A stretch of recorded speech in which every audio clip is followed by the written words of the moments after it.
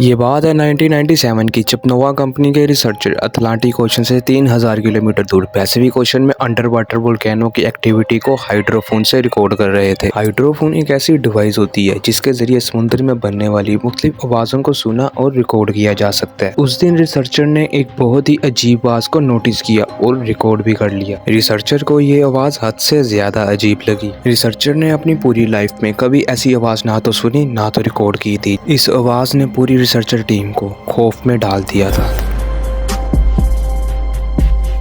Researchers ने जो आवाज़ रिकॉर्ड की थी ये सिर्फ हद से ज़्यादा अजीब ही नहीं बल्कि इसमें एक ऐसी खासियत भी थी जो इसको समुद्र में आने वाली दूसरी आवाज़ों से मुख्तलिफ बनाती थी, इसलिए इसको द ब्लोब का नेम दिया गया। एक बार ये आवाज़ आपको भी ज़रूर सुननी चाहिए।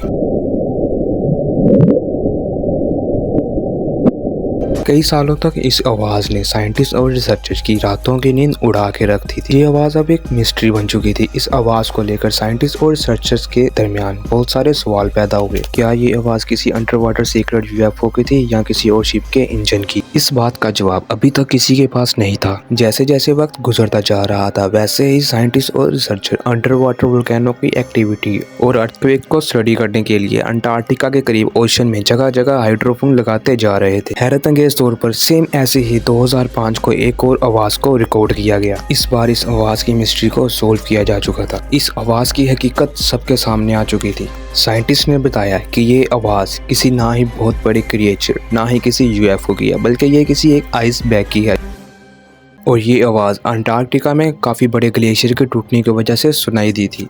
लेकिन एक चीज़ अभी भी इस आवाज़ को क्रीपी बनाती थी और ये कि आइसबैग और अंटार्कटिका में ग्लेशियर तो आज भी टूटते हैं, लेकिन ये आवाज़ आज के दौर में क्यों नहीं सुनाई देती? लेकिन ये आवाज़ तो अभी शुरुआत थी। साइंटिस्ट को समुद्र के काले अंधेरे में ऐसी ऐसी चीज़ें मिल चुकी हैं जो उनकी समझ से भी बाहर हैं। तो शुरू करने से पहले ये मेरी पहली लॉन्ग मिस्टीरियस वीडियो है तो सब्सक्राइब तो बनता है। ये बात है 1986 की, जब जापान से ताल्लुक़ रखने वाले एक डाइवर ने युनागोनी आइलैंड के करीब ओशन में डाइव किया। उसने अपनी जान पे खेल के इस आइलैंड के करीब ओशन में डाइव किया क्योंकि इस आइलैंड के करीब हद से ज्यादा खतरनाक शार्क के टोले पाए जाते हैं जो कि एक आम इंसान के लिए हद से ज्यादा खतरनाक होते हैं। जापान के उस डाइवर ने इस हिस्से में तैर कर मतलब डाइव करके अपनी जान की बाजी लगाई। समुद्र के इस हिस्से में पानी बिल्कुल साफ था और हर चीज बिल्कुल क्लियर दिखाई दे रही थी। जब ये डाइवर 26 मीटर की गहराई में गया तो उसने कुछ ऐसा देखा जिसने उसके होश उड़ा दिए। पानी के बॉटम पर एक बहुत बड़ा स्ट्रक्चर बना हुआ था जो देखने में एक बिल्कुल भी नॉर्मल नहीं लग रहा था। इस डाइवर को यकीन हो चुका था कि उसने एक ऐसी चीज को ढूंढ लिया है जिसे शायद ही कभी किसी इंसान ने देखा हो।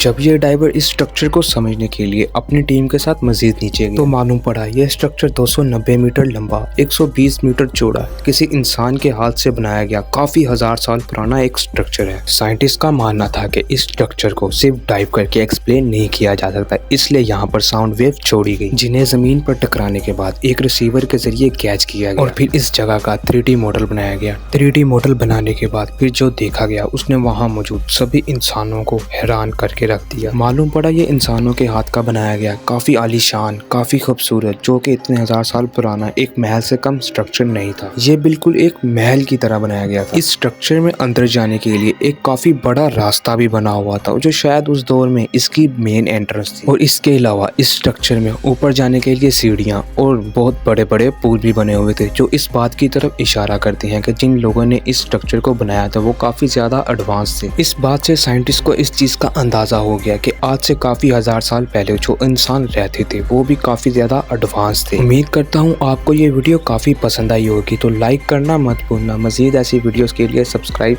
कर लीजिए।